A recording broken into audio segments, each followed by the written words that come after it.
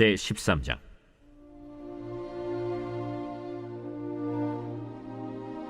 보라, 그때 하나님의 사람이 여호와의 말씀으로 말미암아 유다에서부터 베델에 이르니 마침 여로보암이 제단 곁에 서서 분향하는지라.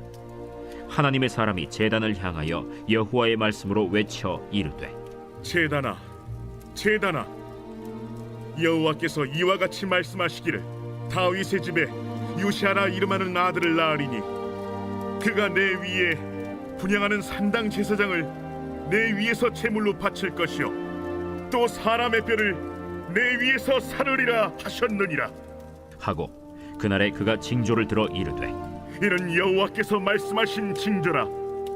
제단이 갈라지며 그 위에 있는 재가 쏟아지리라 하매 여로보암 왕이 하나님의 사람이 베델에 있는 제단을 향하여 외쳐 말함을 들을 때 제단에서 손을 펴며 그를 잡으라 하더라. 그를 향하여 편 손이 말라 다시 거두지 못하며 하나님의 사람이 여호와의 말씀으로 보인 징조대로 제단이 갈라지며 재가 제단에서 쏟아진지라. 왕이 하나님의 사람에게 말하여 이르되, 청하건대 너는 나를 위하여 내 하나님 여호와께 은혜를 구하여 내 손이 다시 성하게 기도하라. 하나님의 사람이 여호와께 은혜를 구하니 왕의 손이 다시 성하도록 전과 같이 되니라. 왕이 하나님의 사람에게 이르되, 나와 함께 집에 가서 쉬라. 내가 네게 예물을 주리라. 왕께서 왕의 집 절반을 내게 준다 할지라도 나는 왕과 함께 들어가지도 아니하고 이곳에서는 떡도 먹지 아니하고 물도 마시지 아니하리니 이는 곧 여호와의 말씀이 내게 명령하여 이르시기를 떡도 먹지 말며 물도 마시지 말고 왔던 길로 되돌아가지 말라 하셨음이니이다. 이에 다른 길로 가고 자기가 베델에 오던 길로 되돌아가지도 아니하니라. 할렐루야. 오늘 우리에게 주신 하나님의 말씀은 열왕기상 13장 1절부터 10절까지 말씀입니다. 오늘 말씀의 제목은 변질된 신앙은 안 됩니다 입니다. 제2차 세계대전이 끝나고 난 후 승전국은 모여서 패전국의 처우를 결정하게 됩니다. 그런데 전쟁 범죄국 중 이탈리아와 일본은 식민지를 잃고 배상금을 물며 군대를 제한하는 것으로 조약을 맺지만 독일만큼은 사정이 달랐습니다. 이미 그들은 세계대전을 2차례나 일으켰고요. 단일 국가로 상상을 초월하는 단결력을 보여준 나라였기 때문에 승전국인 영국과 프랑스 그리고 미국과 구소련은 독일의 영토를 나누어서 힘을 빼자라는 것에 동의하게 됩니다. 근데 여기서 문제는요. 독일의 수도 베를린이요. 동독 한가운데 위치하고 있었다는 사실이죠. 그 수도의 중요성 때문에 베를린 역시 나누어서 통치를 하고 있었고요. 결국 베를린은 자유진영의 서독과 공산진영의 동독으로 나누어질 때 둘로 나뉘어지게 됩니다. 이에 서독이 통치하는 서베를린은 육지의 섬처럼 돼버린 거죠. 그리고 동독의 공산주의 정권이 들어서면서 사람들의 자유를 제한하기 시작하자 여기에 염증을 느낀 사람들이요. 가까운 서베를린으로 넘어가는 사태가 벌어집니다. 마치 우리나라에 38선이 생기고 난 후에 자유를 찾아서 남하하는 사람들이 많았던 것과 같은 사태가 벌어진 거죠. 처음에는 이를 두고 보던 동독 정부도 점점 국경을 넘어서 서베를린으로 가는 사람들이 많아지니까 베를린을 말 그대로 육지의 섬을 만들어버립니다. 바로 서베를린을 장벽으로 둘러쳐버린 거죠. 이제는 역사 속으로 사라졌지만 냉전의 상징이 되었던 베를린 장벽은 이렇게 만들어졌습니다. 우리가 상식적으로 생각해 봤을 때 나의 기반을 모두 송두리째 옮기는 것, 이사를 가는 것은요. 엄청난 선택이거든요. 도시를 바꾸고 나라를 바꾸는 거잖아요. 그런데 그것을 감수하고서라도 움직인다는 거는요. 그만큼 절박한 상황이라는 거였어요. 절박한 상황이라는 겁니다. 만약 자유주의 진영의 서독에서 동독으로 이탈하는 사람들이 많았다면 서독에서 장벽을 쳤겠죠. 공산주의의 폐해는요. 이런 사건들을 보면 너무나 자명하게 드러납니다. 사람들이 목숨을 걸고 국경을 넘는 것은요. 자유진영에서 흔하게 일어나는 일이 아닙니다. 공산진영에서 일어나는 일이죠. 그만큼 통제가 사람을 힘들게 만든다는 거죠. 그런데 이 일이 벌어지면요. 통치자는요. 자신의 노선을 바꾸기보단 사람들을 더 통제합니다. 사실 솔로몬 시절에 숱한 통제에 지친 사람들이요. 여로보암으로 왕을 바꾼 거예요. 왕을 삼은 거예요. 그런데 그 역시 사람들을 억압합니다.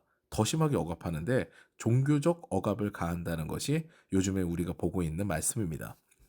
근데 사람들이 아리송하게 만들어요. 여로보암은 사람들을 아리송하게 만듭니다. 왜냐면요, 그는 신앙을 아예 바꿔버린 게 아니에요. 다른 종교로 바꿔버린 게 아니라 변질시킵니다. 여호와 하나님을 안 믿는 것이 아니에요. 그는 여호와 하나님을 섬기게 하는데 그 하나님의 예배 처소를 편의상 바꿉니다. 게다가 후에는요, 레위인만 제사장으로 세워야 되는데 레위인들이 다 떠나게 되니까 변질된 그런 성전의 제사장들이 레위인들이 남유다로 떠나게 되니까 고육지책으로 아무나 마음대로 하고 싶은 사람들을 제사장으로 세우는 그런 하나님의 율법에 어긋나는 일들을 하게 되죠. 우리가 여기서 기억해야 되는 키워드는요, 변질된 예배인 겁니다.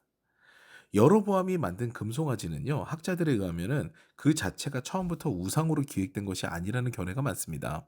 보통 성전에 씻는 곳인 바다를 바치고 있는 동물이 소거든요. 그 소 위에 하나님께서 좌정하고 계신다라는 의미로요, 그 재단격인 의미로 금송아지를 만들었을 것이다 라는 그런 견해가 많아요. 근데 남유다의 경건한 신명기 사가들이라고 하거든요. 신명기를 기록했고 저술했던 그런 사람들이 남유다의 신앙과 북이스라엘 신앙을 비교하는 가운데 금송아지를 아예 우상으로 표기했다라는 설이 가장 유력하죠. 저 역시 이 견해를 지지하는데요. 그렇다고 해서 여로보암의 실책이 덮어지느냐? 그렇지 않아요.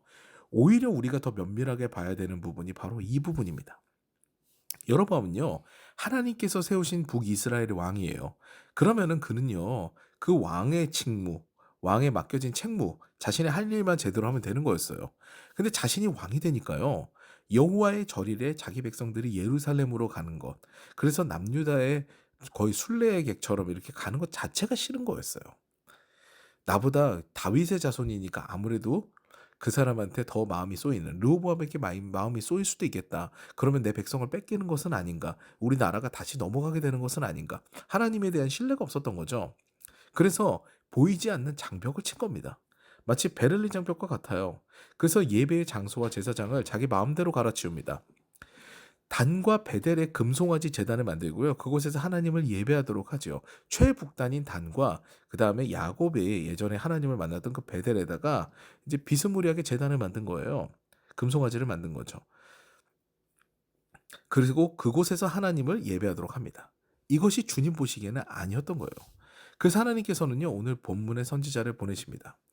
그는 남유다의 요시야라는 왕이 어떤 행동을 할지 예언을 합니다. 그리고 이 예언은요, 훗날 이루어져서 남유다의 요시야라는 왕이 정말로 등장하게 되고요. 그 왕은 말 그대로 신앙 정화 운동을 합니다. 이때 선지자는요, 이 예언의 징조를 이야기하는데 바로 베델에 있는 제단이 갈라지고 그 위에 있는 재가 쏟아진다고 하죠. 제단의 재물을 태우고 남은 재는요, 성전 바깥에 버려야 되는 겁니다. 그런데 제단이 갈라지고 재가 쏟아졌다는 것은요, 하나님께서 그 제단은 부정하다, 그리고 그 제단의 제사를 나는 받지 않겠다라는 이야기입니다. 참 무서운 얘기예요. 정말 무서운 이야기입니다. 이게 우리에게 적용되면 이런 거예요. 신앙의 변질은요, 우리의 예배가 하나님께 드려지지 못하게 만드는 요인이 된다는 거예요. 변질된 신앙을 우리가 갖게 된다면은 우리의 예배가 하나님과 소통이 되지 않는다는 거죠. 그러니까 우리는 예배를 드리는데 하나님께서는 받지 않으시는 거예요. 이게 굉장히 무서운 겁니다. 그러므로 우리는요, 하나님의 말씀을요, 온전하게 믿고 그대로 살아야 되는 겁니다. 하나님의 말씀이 내 안에서 부딪히게 되면요, 그때는 그 말씀을 피하고 합리화하는 것이 아니라요, 그 말씀에 순종하는 삶을 살아야 되는 거죠. 부딪히는 것은 이유가 있는 거예요. 하나님의 말씀에 비추어 봤을 때 거리낌이 있으면요, 그때는 돌아서야 하는 겁니다. 그것이 올바른 신앙의 자세가 됩니다. 사랑하는 여러분, 신앙의 변질, 그 안에 합리화는요, 우리의 예배를 뒤틀고요, 우리의 기도를 막습니다. 하나님께서 원하시는 방법으로 우리는 신앙의 노선을 바꾸어야 됩니다. 내 생각에 하나님의 생각을 맞추려고 하면 안 돼요. 예배를 사모하고요, 기도 생활을 게을리하지 않고 말씀을 가까이 하는 등 하나님께서 말씀하신 대로 그대로 신앙생활, 그 경건의 삶을 추구해야 되죠. 이 정도는 괜찮을 거야. 이렇게까지 꼭 해야 돼? 이렇게 하면서 어떻게 살아? 라는 생각이 말씀을 듣거나 말씀을 볼 때 든다면요, 그때는 하나님의 말씀을 따라가는 게 옳습니다. 그 말씀에 순종하는 것이 지혜예요. 오늘도 변질된 신앙이 아닌 하나님의 말씀대로 신앙의 노선을 확정하여서 날마다 아름다운 성화의 길을 걸어가는 저와 여러분 되시기를 주님의 이름으로 축원합니다.